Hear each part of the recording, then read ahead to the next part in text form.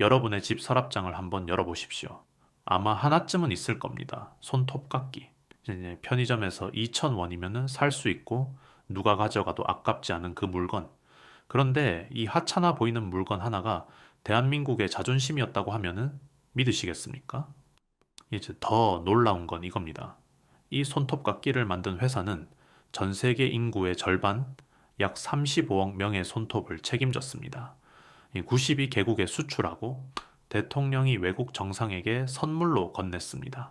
심지어 1997년 중국의 주룽지 총리가 이 손톱깎이를 직접 들어 보이며 자국 관리들에게 이렇게 말했습니다. 외국 제품은 이렇게 품질이 우수한데 우리 제품은 왜 안 되는 겁니까?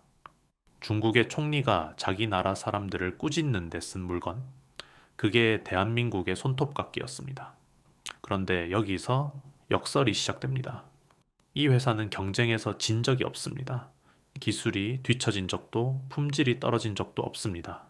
1975년 창업 이래 단 한 번도 적자를 본 적이 없는 말 그대로 무적의 회사였죠.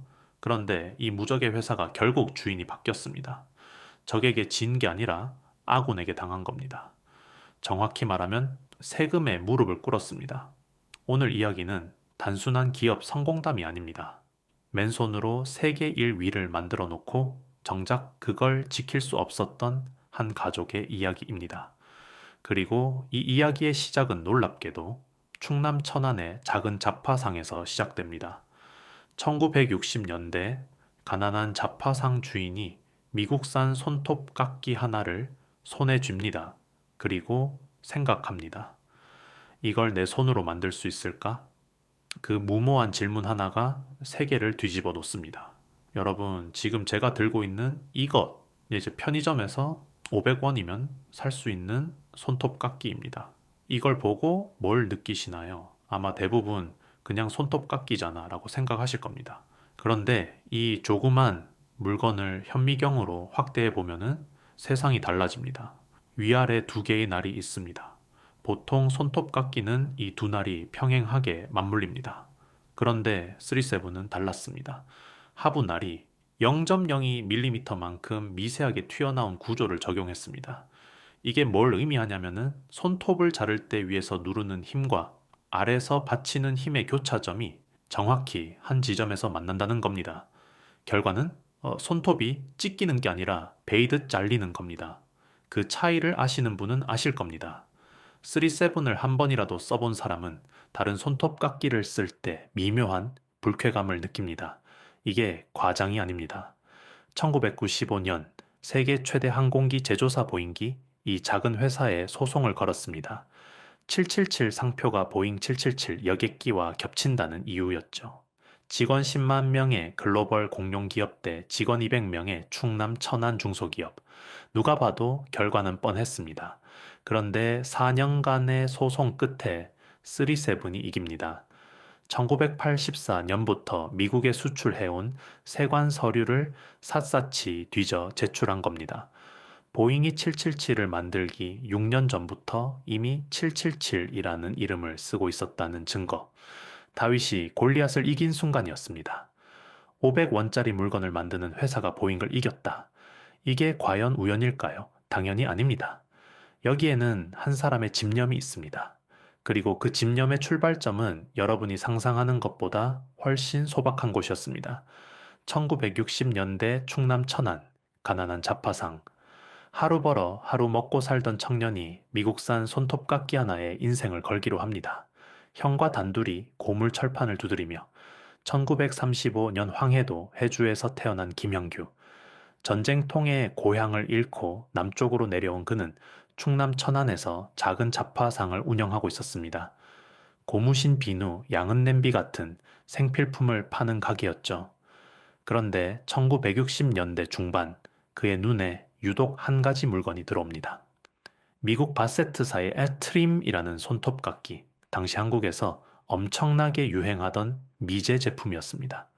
잡화상 주인이니까 당연히 팔아봤겠죠. 그런데 김형규 회장은 남들과 달랐습니다. 그는 이 손톱깎이를 파는데 관심이 없었습니다. 만드는데 꽂힌 겁니다. 왜? 간단합니다. 이 작은 물건 하나에 미국 사람들이 매기는 가격이 한국 물가 기준으로는 말도 안 되게 비쌌거든요. 이 단순한 물건을 왜 우리는 못 만드는 거지? 이 의문 하나가 시작이었습니다. 그는 둘째 형을 끌어들입니다. 형제 둘이서 미국산 손톱깎이를 분해하고 또 분해하고 밤새 뜯어봅니다. 철제 폐품에서 금속을 얻어 깎고 두드리고 갈았습니다. 대장간 수준의 환경에서 만들어낸 첫 번째 시제품은 처참했습니다. 날이 맞물리지 않았고 손톱이 찢어졌고 몇 번 쓰면 부러졌습니다. 주변에서는 비웃었습니다. 자파상이나 잘해라. 미제를 어떻게 따라가. 하지만 그는 멈추지 않았습니다. 수백 번을 실패하고 수천 개를 버렸습니다. 1975년 마침내 자신이 납득할 수 있는 품질의 제품이 나왔을 때 그는 회사 이름을 대성금속으로 정하고 브랜드에 777이라는 숫자를 붙입니다. 슬롯 머신에서 777이 나오면은 잭팟인 것처럼 행운을 상징하는 숫자. 자파상 출신의 소박한 장면이었지만 이 숫자는 정말로 잭팟을 터뜨리게 됩니다. 그런데 여기서 중요한 건 만들었다가 아닙니다. 어떻게 만들었느냐입니다. 김형규 회장의 집착은 단순히 제품을 찍어내는 것이 아니라 세상에 없는 수준의 정밀도를 만들어내는 것이었습니다. 형제의 작업장에서 밤새 울려 퍼지던 망치 소리, 그 소리의 끝에 0.01mm의 비밀이 숨겨져 있었습니다. 손톱깎이? 그냥 철판 찍어내면 되는 거 아냐? 많은 사람들이 이렇게 생각합니다. 천만의 말씀입니다. 손톱깎이는 단순해 보이지만 만들기는 지옥 같은 물건입니다. 핵심은 두 개의 날입니다. 위아래 날이 맞물리면서 손톱을 잘라내는 원리인데 이 두 날 사이의 간격이 0.01mm를 넘어가면 손톱이 잘리는 게 아니라 찢깁니다. 여러분도 경험 있으시죠? 싸구려 손톱깎이로 자르면 손톱 단면이 울퉁불퉁하고 심하면 갈라지는 거. 그게 바로 날의 맞물림 정밀도가 떨어지기 때문입니다. 3세븐은 이 0.01mm의 목숨을 걸었습니다. 김형규 회장에게는 유명한 일화가 있습니다. 공장에서 완성된 제품을 검수할 때 그는 직접 하나하나 손으로도 눌러봤다고 합니다. 기계 검수가 아니라 손끝 감각으로요. 탁 하고 잘릴 때의 그 느낌. 날이 맞물리면서 나는 미세한 소리와 진동, 그걸 손가락 끝으로 구별해냈습니다.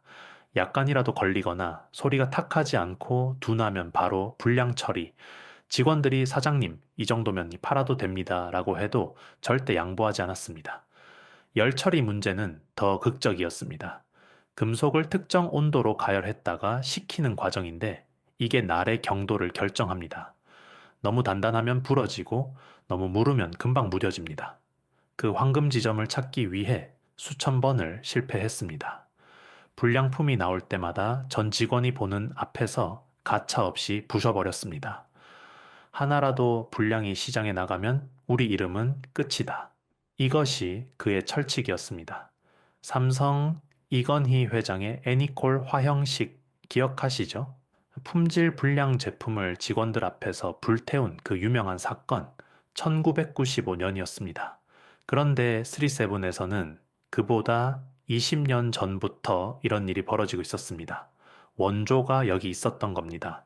이 집착에 가까운 품질 관리의 결과물이 바로 그 유명한 3세븐 손맛입니다. 날이 맞물리며 탁 하고 잘리는 쾌감. 이건 기술이 아니라 예술의 경지였습니다. 하지만 기술이 아무리 좋아도 세상이 알아주지 않으면 소용없습니다. 1980년대 메이드 인 코리아라는 라벨은 세계 시장에서 저주와도 같았습니다. 코리아? 그 나라가 어디 있는 나라야? 미국 바이어의 냉소. 그런데 샘플 하나를 건네받은 그 바이어의 표정이 바뀝니다. 1980년대 대한민국 올림픽을 앞두고 경제가 달아오르던 시절이었지만 해외에서 메이드 인 코리아의 위상은 바닥이었습니다. 미국 백화점 바이어들에게 한국은 싸구려 물건이나 만드는 아시아의 작은 나라였죠. 일본산은 인정해줘도 한국산은 거들떠보지도 않는 시절이었습니다. 3세븐이 처음 미국 시장의 문을 두드렸을 때 반응은 차가웠습니다. 김형규 회장이 직접 샘플을 들고 미국을 찾아갔지만 미팅 자체를 잡기도 어려웠습니다. 당시 미국 손톱깎이 시장은 독일의 henkel, 일본의 장인 브랜드들이 장악하고 있었거든요. 한국, 존재 자체를 모르는 바이어가 태반이었습니다. 전환점은 의외로 단순하게 찾아옵니다. 한 바이어가 의례적으로 받아든 샘플을 자기 사무실에서 직접 써본 겁니다. 그리고 표정이 변합니다. 날이 맞물리는 감각, 손톱이 베이드 잘리는 절삭력, 쓰고 또 써도 무뎌지지 않는 내구성, 독일제와 일본제를 압도하는 수준이었습니다. 이걸 이 가격에 만든다고? 놀란 바이어가 동료들에게 돌려받고 소문은 빠르게 퍼졌습니다. 결국 세계 최대 유통업체 월마트에까지 입점하게 됩니다. 그리고 1995년 아이러니하게도 보잉과의 상표권 소송이 37을 세계적으로 알리는 계기가 됩니다. 직원 10만 명의 보잉 대 직원 200명의 천안 중소기업. 연매출 격차만 1500배, 누가 봐도 가망 없는 싸움이었습니다. 하지만 김형규 회장은 물러서지 않았습니다. 창고를 샅샅이 뒤져 1984년부터의 미국 세관 수출 서류를 모두 찾아냈고 4년간의 소송 끝에 보잉기 먼저 합의를 제안합니다. 메이드 인 코리아를 숨기고 싶었던 시절 37은 보잉을 이기며 전 세계에 이름을 알립니다. 소송 비용과 로고 변경에 1억 원이 들었지만 그 몇 배의 홍보 효과를 거둔 셈이었죠. 미국을 뚫었다. 보잉까지 이겼다. 하지만 진짜 전쟁은 이제부터였습니다. 10분의 1 가격에 중국산 헤일이 밀려옵니다. 1990년대 세계의 공장 중국이 본격적으로 움직이기 시작합니다. 손톱 깎기도 예외가 아니었습니다. 중국산이 쏟아져 나왔는데 가격이 기가 막혔습니다.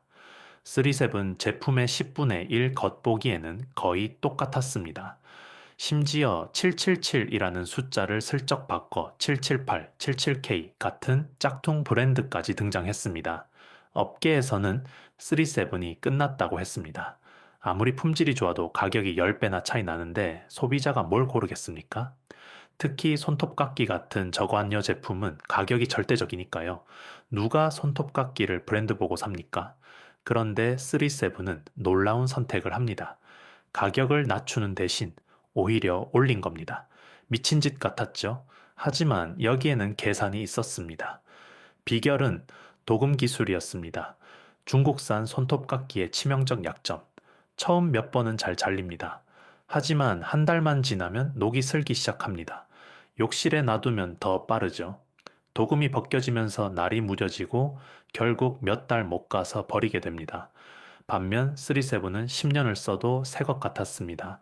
니켈 크롬 도금 기술. 금속 표면에 미세한 보호막을 형성하는데 이 막의 두께와 밀도를 조절하는 기술이 37의 핵심 기밀이었습니다. 중국이 아무리 외형을 베껴도 이것만큼은 따라올 수 없었습니다. 바로 이 시점에 유명한 일화가 터집니다.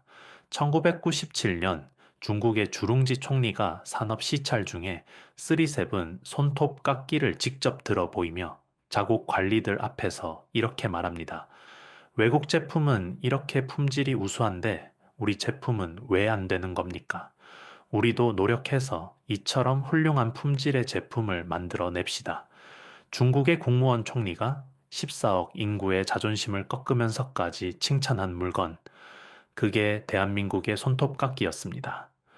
결국 소비자들도 깨닫습니다. 싼 거 3번 사느니 비싼 거 하나 사는 게 낫다.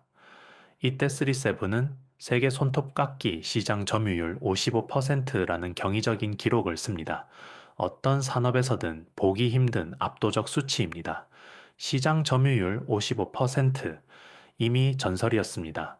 그리고 이 손톱깎이는 이제 대통령의 손에 들려 세계 정상들 앞에 놓이기 시작합니다. 국빈 선물이라는 게 있습니다.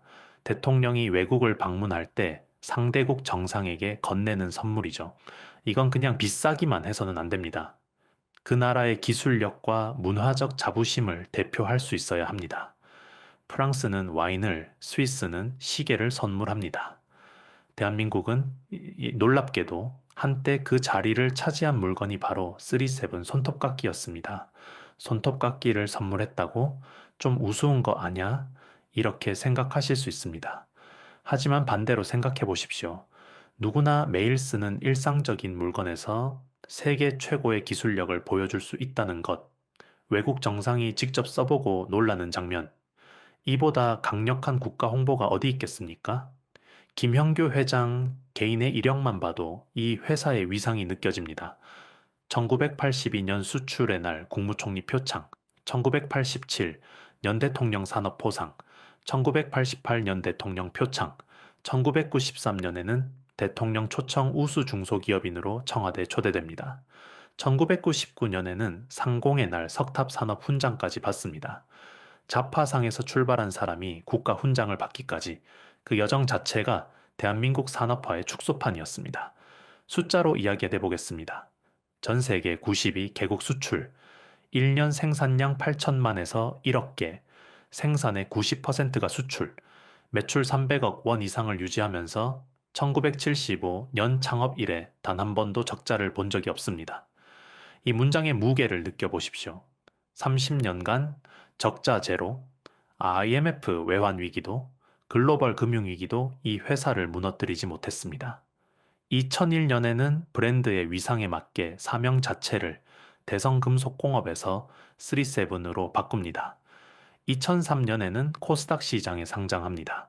자파상 출신의 손톱깎이 회사가 증권시장에 입성한 겁니다. 가슴이 웅장해지는 역사 아닙니까? 그런데 여러분, 이렇게 완벽한 이야기에는 반드시 반전이 있습니다.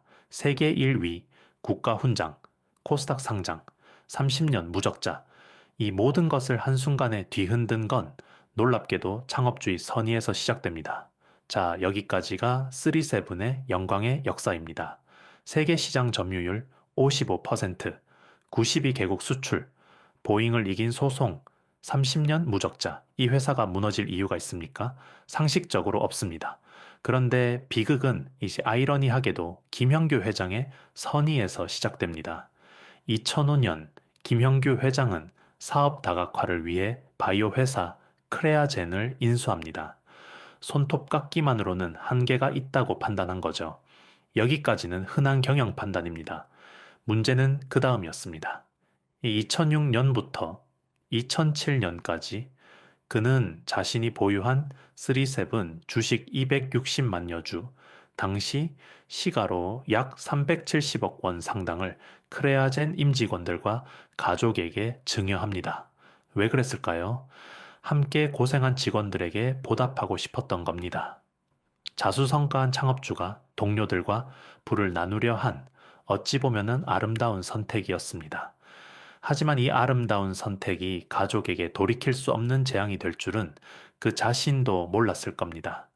2008년 1월 김형규 회장이 갑자기 세상을 떠납니다. 문제가 터졌습니다. 상속세 및 증여세법에는 이런 조항이 있습니다. 증여자가 증여 후 5년 이내에 사망하면 그 증여 재산은 상속 재산에 합산한다. 김 회장이 임직원들에게 나눠준 370억 원어치 주식이 고스란히 상속 재산에 포함된 겁니다. 결과는 처참했습니다. 원래대로라면 약 126억 원의 상속세만 내면 됐습니다. 그런데 임직원 증여분이 합산되면서 상속세가 약 274억 원으로 뛰어오릅니다. 148억 원이 추가된 겁니다. 가장 뼈아픈 건 이겁니다. 임직원들은 소액 분산 증여라 10%의 낮은 세율을 적용받았지만 이게 상속재산으로 합산되면서 50%의 최고 세율이 적용됐습니다. 그 차이 40%는 고스란히 유족들의 몫이었습니다. 유족들은 회사를 물려받고 싶었습니다. 아버지가 평생을 바친 회사니까요. 하지만 274억 원을 현금으로 낼 방법이 없었습니다. 공장을 반으로 쪼개서 세금을 낼 수는 없는 노릇이었죠. 결국 주식은 중해홀딩스로 넘어갔고 37은 타인의 손에 들어갑니다. 돈을 못 벌어서 망한 게 아닙니다. 기술로 진 것도 아닙니다. 창업주의 선의가 제도의 벽에 부딪혀 세계 1위 기업의 경영권이 통째로 날아간 겁니다. 이 상속세 이슈에 대한 자세한 분석은 지난 영상에서 다뤘으니 꼭 참고해 주세요. 기술은 100년을 가려 했습니다. 하지만 제도가 그 시간을 멈춰 세웠습니다. 우리는 이 이야기에서 무엇을 배워야 할까요? 오늘 우리는 500원짜리 손톱깎이의 역사를 따라왔습니다. 천안의 작은 잡화상에서 시작된 꿈, 형과 둘이서 고물 철판을 두드리며 밤을 새던 날들, 0.01mm의 목숨을 건 장인 정신, 직접 손끝으로 분량을 가려내던 창업주의 집념, 메이드 인 코리아를 무시하던 세계의 코를 납작하게 만든 기술력, 보잉을 상대로 승리한 다윗의 용기, 중국의 총리까지 감탄시킨 품질, 대통령 국빈 선물, 30년 무적자, 이 모든 여정을 한 문장으로 요약하면 이렇습니다. 자파상 청년이 맨손으로 세계일 위를 만들었다. 그런데 이 위대한 여정의 끝은 너무나 허무했습니다. 경쟁자에게 진 것도 아니고 기술이 뒤처진 것도 아닙니다. 창업주가 동료들에게 베풀려 했던 마음이 예상치 못한 죽음과 만나 감당할 수 없는 세금으로 돌아왔을 뿐입니다. 다행히 이야기가 완전히 끝난 건 아닙니다. 2005년 김형규 회장의 자녀들과 사위 김상목 씨가 63억 원의 3세븐을 다시 인수하며 경영권을 되찾았습니다.